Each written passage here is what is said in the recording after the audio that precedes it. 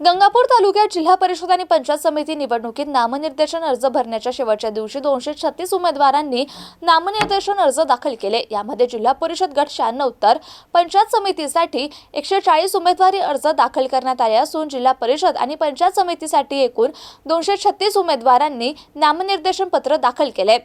गंगापूर तालुक्यात जिल्हा परिषदेचे 9 गट तर पंचायत समितीचे 18 गण असून जिल्हा परिषद 6 गट आणि पंचायत समिती 6 गणासाठी भाजपाला एकूण 18 जागा तर शिवसेना शिंदे गटाला एकूण 9 जागा उभाटा, राष्ट्रीय काँग्रेस कम्युनिस्ट पक्ष, राष्ट्रवादी काँग्रेस पक्ष तसेच एमआयएम आणि अपक्ष उमेदवारांनी उमेदवारी अर्ज दाखल केले। शेवटच्या दिवशी उमेदवारांनी उमेदवारी अर्ज दाखल करण्यासाठी तहसील कार्यालयात एकच गर्दी केली होती। तसेच अनेक जणांना पक्षांचे एबी फॉर्म न मिळाल्याने रोष व्यक्त करण्यात आला होता। त्याचप्रमाणे पक्षाच्या निष्ठावंतांना डावलण्यात आल्याने मिळेल त्या पक्षाकडून उमेदवारी अर्ज दाखल करण्यात आले। मतदारांनी लोकशाहीच्या उत्सवात निर्भीडपणे मतदानाचा हक्क बजावावा असं आवाहन अप्पर जिल्हाधिकारी तथा निवडणूक निर्णय अधिकारी विजय राऊत यांनी केले। Ibrahim Shaikh, MCN news, Gangapur.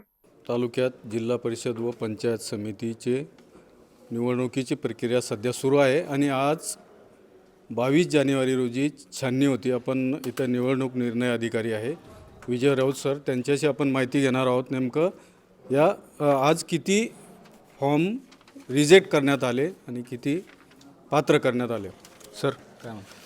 आज गंगापूर जिल्हा परिषद पंचायत समिती निवडणूक 2026मध्ये आम्हाला गटातून 96 अर्ज प्राप्त झाले होते। पैकी 4 अर्ज अपात्र झाले, 92 पात्र झालेले आणि जिल्हा परिषदमध्ये एकूण 158 अर्ज प्राप्त झाले होते। त्यापैकी 3 अपात्र झाले, 153 अर्ज हे मान्य झालेले आहेत। बरं सर, जे अपात्र झालं त्यांचं नेमकं काय कारण असतं? अपात्र होण्याची कारणं आता अशी आहे की रांजणगाव शेनपुंजी आरक्षण अनुसूचित जातीचं असताना उमेदवार हे एसटी समाजाचे होते म्हणून त्यांचा अर्ज अमान्य झाला। आणि एक उमेदवार असे होते की त्यांनी नामनिर्देशन पत्रावर स्वाक्षरी केली नाही आणि त्यांचं शपथपत्रावरही स्वाक्षरी नव्हती। आणि तिसरे जे उमेदवार आहेत अपात्र झालेले, त्यांनी सूचक हे सारखेच लावले होते दोन्ही अर्जांना। 2 अर्ज, एक पात्र झाला आणि एक अपात्र झाला।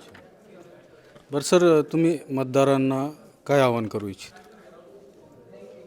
मतदारांना मी हेच आवाहन करू इच्छितो की सर्वांनी निर्भय आणि निपक्षपणे मतदान करावे आणि हा जो लोकशाहीचा उत्सव आहे ह्या उत्सवात सगळ्यांनी भरभरून आपला सहभाग नोंदवावा आणि जे काही गैरप्रकार त्यांना आढळून येतील त्यासाठी त्यांनी आम्हाला अवगत केलं पाहिजे। हे होते निवडणूक निर्णय अधिकारी विजय राऊत सर। मी इब्राहिम शेख, एमसीएन न्यूज, गंगापूर।